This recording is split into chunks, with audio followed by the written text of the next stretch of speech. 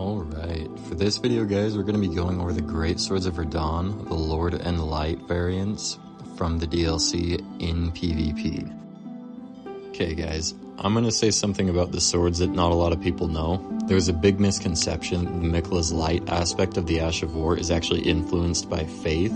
It's actually influenced by intelligence.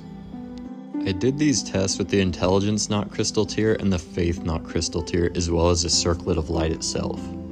It should have actually been pretty obvious because it's an intelligence-based weapon, but at the very same time, I mean, the Ash of War doesn't really look like an intelligence-based attack, but still. The Circlet of Light also does buff the Light of Miquella.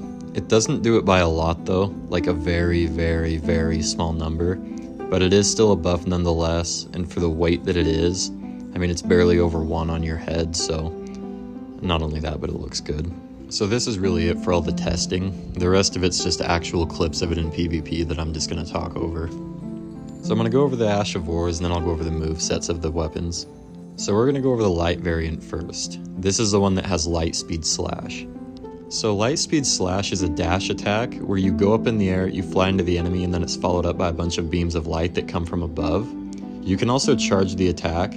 Makes the animation a little bit longer, but it obviously does more damage.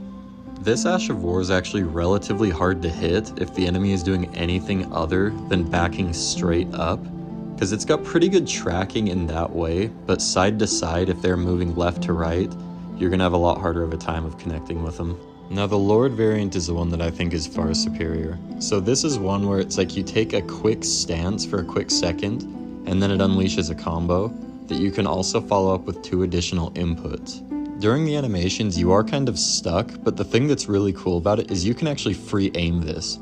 So you don't even need to be locked on if you don't want to, and you can free aim it. So if somebody's trying to backstab fish you, you can kind of turn around immediately and actually hit them with it. The other cool thing about the Lord variant is that if you do both inputs, at the very end of it, it sends out a bunch of beams of light that will actually knock enemies up into the air, making it actually pretty good for ganks. I think with the Ashes of War, the Lord variant itself is much better. Lightspeed Slash is good, but it's not that great, especially in comparison to Promised Consort. So the biggest drawback for these swords for me, guys, personally, is just the fact that they're paired Colossal Swords. I cannot stand the movesets on paired Colossal Swords.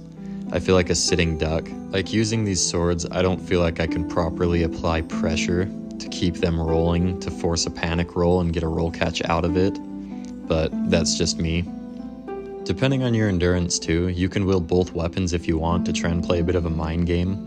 When I was using them both, I was actually using both of them in my invasions.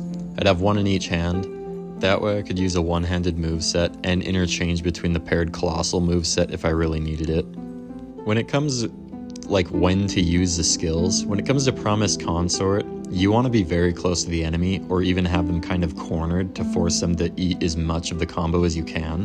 Whereas with Lightspeed Slash, I kind of felt like it was just a good one to use if the person was low health and kind of trying to escape and I could drop a quick one on them. These are still paired Colossal Swords, so I mean jumping attacks are obviously going to do more damage than most spells or anything else in the game.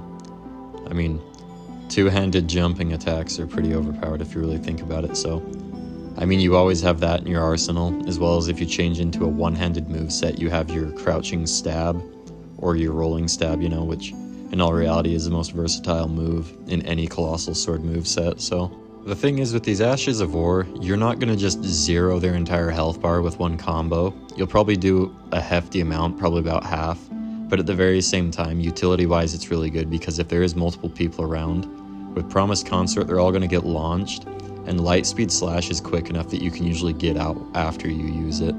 This is still early after the DLC, and I have yet to have found people that are able to just cancel me out of any of the Ashes of War, but I mean, that could happen in the future, and it could be obsolete, but I guess we'll see. But be sure to give this a try if you guys haven't tried these weapons out yet. That Ash of War is definitely one of the funnest ones in the game for sure, and it's always nicer to see a cool build with nice weapons as opposed to some meta build that everybody's seen before, copy-pasted from TikTok or Instagram. So thank you guys so much for watching. I'll have many more coming out. Like, comment, and subscribe, and share if you learned anything new. See you guys. Thank you so much again.